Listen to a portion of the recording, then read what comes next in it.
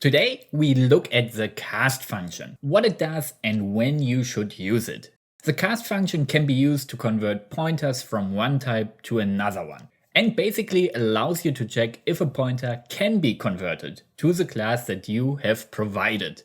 Because if not, the pointer returned by the cast function is invalid. So it makes sense to use casting if you want to check if an object is of a specific type, or if you have a base class pointer and have to access functionality of a derived class. To use the cast function, you have to write the class that you want to cast to, so the new type, and you have to provide the pointer to an object that should be casted. And as mentioned, it will return a pointer casted to the new type that you have defined. So, for example, let's say we have an actor and want to check if it can be casted to the character class, since we want to access the character movement component.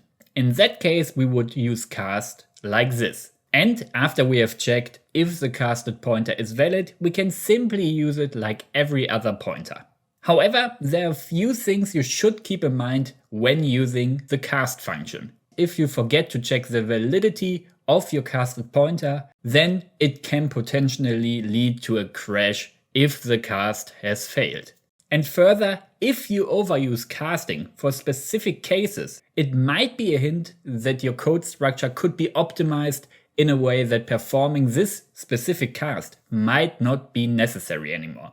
For example, if you cast a pointer every tick and then access functionality of this new type, then it would be better to execute this cast once and then, if it was successful, store the casted pointer as a class member so that you have easily access to it. However, for now, that is all you need to know about casting.